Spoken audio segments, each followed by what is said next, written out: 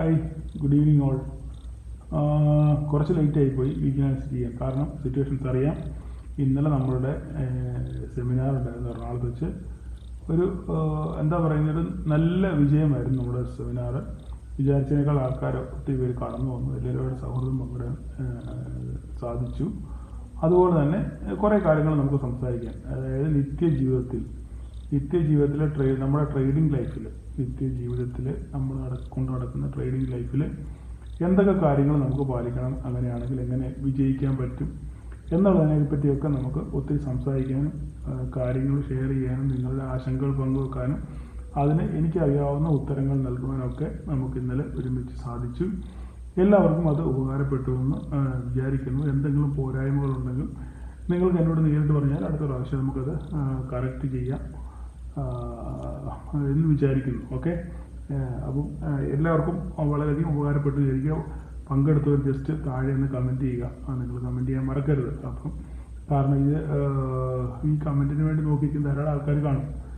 അപ്പോൾ ഇനിയും ദൈവം സഹായിച്ചാൽ ഇനിയും നമുക്ക് വീണ്ടും ഇതുപോലുള്ള എപ്പോഴെങ്കിലും ഞാൻ വരുമ്പോൾ നമുക്ക് നടത്താം. ഇന്നലെ സത്യം പറയാം, ഇന്നലെ അതിന് ശേഷം രാത്രി നൈറ്റ് ഡ്രൈവ് ചെയ്യാൻ പറ്റാത്തതുകൊണ്ട് ഞാൻ അവിടെ തന്നെ താമസിച്ച് പിറ്റേ ദിവസം ഇന്ന് വൈകുന്നേരമാണ് ഇവിടെ എറണാകുളം കറങ്ങി ഇന്ന് വൈകുന്നേരമാണ് ഇവിടെ എത്തിയതിന് ശേഷം ആണ് ഈ വീഡിയോ ചെയ്യുന്നത്. അപ്പോൾ കുറച്ച് ലേറ്റായി, അപ്പോൾ സദയം ക്ഷമിക്കുക. അപ്പോൾ പങ്കെടുത്ത എല്ലാവരോടും ഇതിൻ്റെ പിന്നിൽ ധാരാളം പേര് കൈയും മെയ്യും മറന്ന് അധ്വാനിച്ചു ഇതിൻ്റെ കാര്യങ്ങളൊക്കെ അറേഞ്ച് ചെയ്യാനൊക്കെ.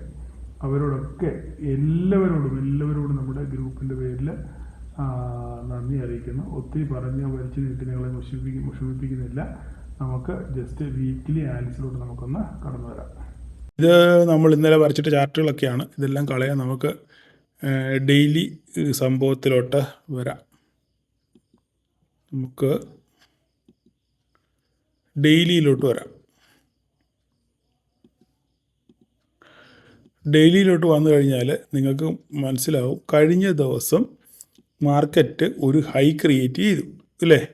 കഴിഞ്ഞ ദിവസം മാർക്കറ്റ് ഒരു ഹൈ ക്രിയേറ്റ് ചെയ്തു. അപ്പോൾ നമ്മളിവിടെ ഒരിക്കൽ ഒരു തലേവര വരച്ചായിരുന്നു, നിഫ്റ്റിയുടെ ഒരു തലേവര. അതെവിടെയാണ് ഈ സംഭവം? എവിടുന്നോ പോയല്ലോ നമ്മളുടെ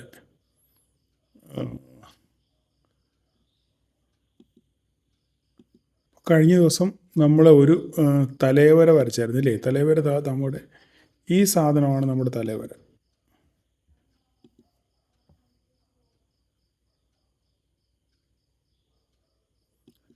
ഈ സാധനമാണ് നമ്മളുടെ തലേവര. ഓക്കെ, ഈ തലേവരയ്ക്ക് ശേഷം മാർക്കറ്റ് ഇച്ചിരി വേണം കുറച്ചുകൂടെ ഒന്ന് അഡ്ജസ്റ്റ് ചെയ്യാൻ പറ്റും.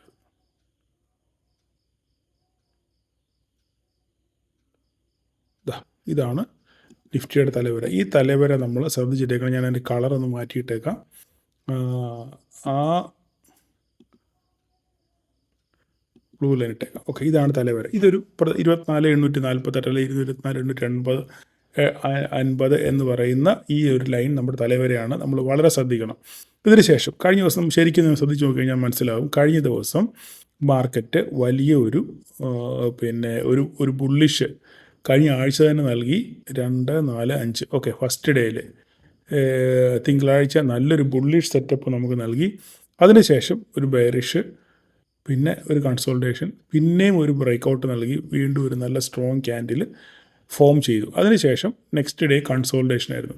അപ്പോൾ ഇവിടുത്തെ പ്രശ്നം എന്ന് പറഞ്ഞു കഴിഞ്ഞാൽ, ഇവിടെ ഈ 25,200 അല്ല 25,000 ഇത് സസ്റ്റെയിൻ ചെയ്യുമോ ഇല്ലെന്നുള്ളതാണ് ഏറ്റവും വലിയ ചോദ്യം. ഇപ്പോൾ നിലവിലുള്ള ഈ ഓൾ ടൈം ഹൈ എന്ന് പറഞ്ഞു കഴിഞ്ഞാൽ ഇതാണ് ഇല്ലേ? 25,124 ഏകദേശം. ഓക്കെ, 25,124. അപ്പോൾ ഇവനെ ബ്രേക്ക് ചെയ്യുന്നുണ്ട് ഈ ആഴ്ച തന്നെ, അല്ല തിങ്കളാഴ്ച നാളെ ഇവനെ ബ്രേക്ക് ചെയ്ത് നാളെ ഒരു ഡേ ക്യാൻഡിലൂടെ ക്ലോസിങ് കിട്ടുന്നുണ്ടോ എന്നുള്ളത് വളരെ നിർണായകമായ ഒരു സംഭവമാണ്. ഓക്കെ, അപ്പോൾ ഇതിന് മുകളിൽ നമുക്കൊരു ക്ലോസിങ് ഡേ ക്യാൻഡിൽ കിട്ടിയാൽ നിഫ്റ്റി ഫർദറായിട്ട് മൂവ് ചെയ്യാനുള്ള സാധ്യതയുണ്ട്. അങ്ങനെയാണെന്നുണ്ടെങ്കിൽ നിഫ്റ്റി എവിടെ ചെല്ലും നമുക്ക് ജസ്റ്റ് ഒന്ന് നോക്കാം. പ്രീവിയസ്ലി എവിടെയാണ് അടുത്ത നെക്സ്റ്റ് ടാർഗറ്റ് എന്ന് പറയുന്നത് നമ്മൾ നോക്കിയാൽ ഇതായിരിക്കും നെക്സ്റ്റ് ടാർഗറ്റ്.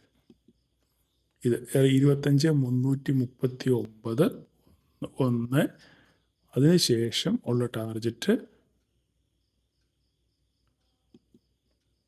25,590. നമുക്ക് 600 ആക്കാം അതിന്.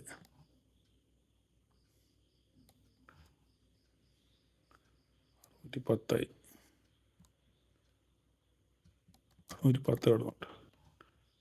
610. ഇപ്പം ഈ 2 ലൈനാണ് നമുക്ക് ഈ ആഴ്ച പ്രതീക്ഷിക്കാനുള്ളത്, 25,610 വരെ.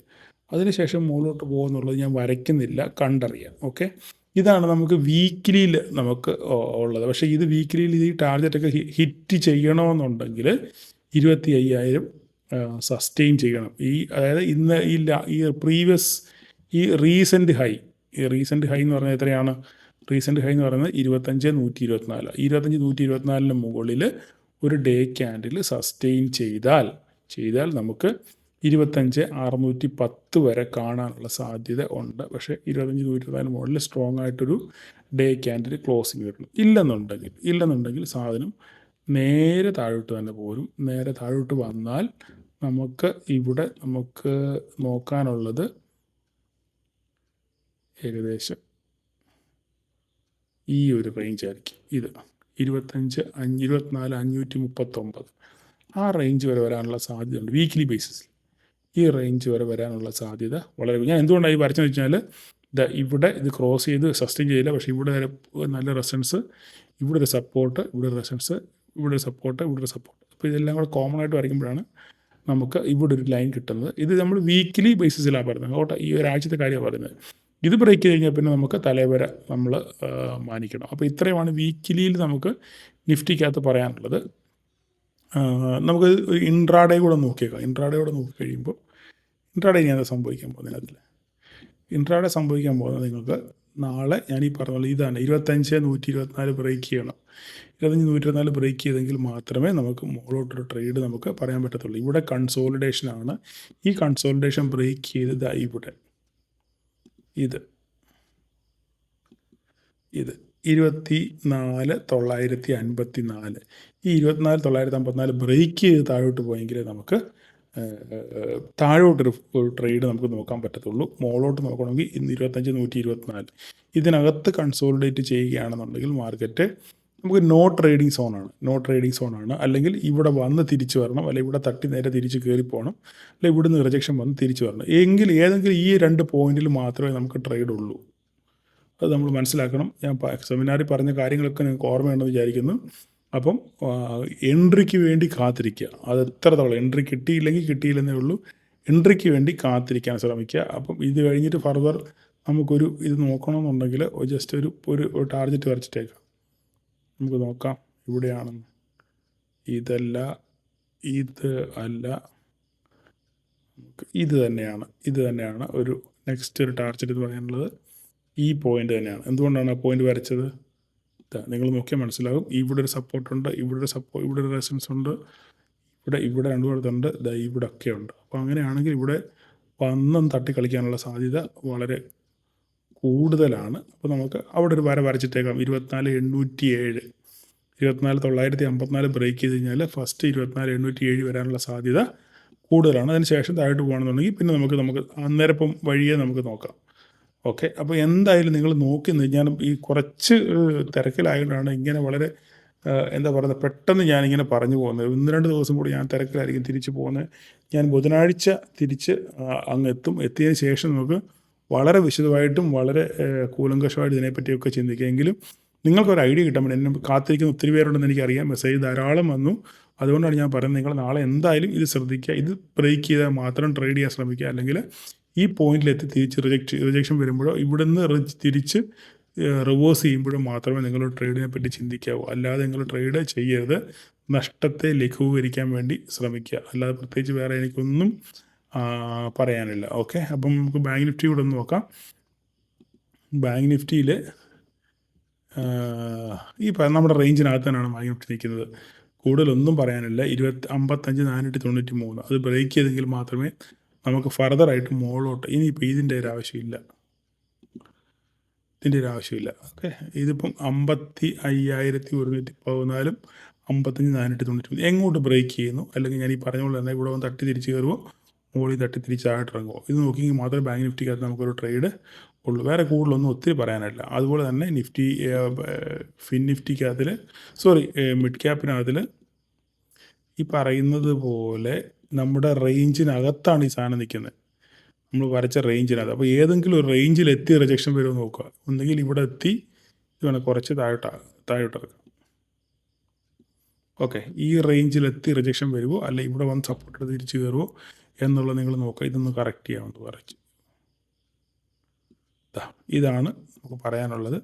ഏതെങ്കിലും പോയിന്റിലെത്താതെ ട്രേഡ് എടുക്കരുത്. ഒന്നീ മുകളിലോ അല്ല താഴെ, എവിടെയാണ് നിങ്ങളെത്തുന്നത് അവിടെ മാത്രമേ ട്രേഡ് എടുക്കാൻ നിങ്ങൾ ശ്രമിക്കാവൂ. അല്ലാതെ നിങ്ങൾ ആവശ്യമില്ലാതെ റിസ്ക് എടുക്കാൻ ഒരു കാരണവശാലും പാടില്ല. ഓക്കെ, ഇപ്പോൾ ഇത്രയൊക്കെയാണ് പറയാനുള്ളത്. ഓക്കെ, അപ്പം എല്ലാവരും ഒരു പ്രോഫിറ്റബിൾ ഡേ നാളെ ആശംസിക്കുന്നു. Thank you all.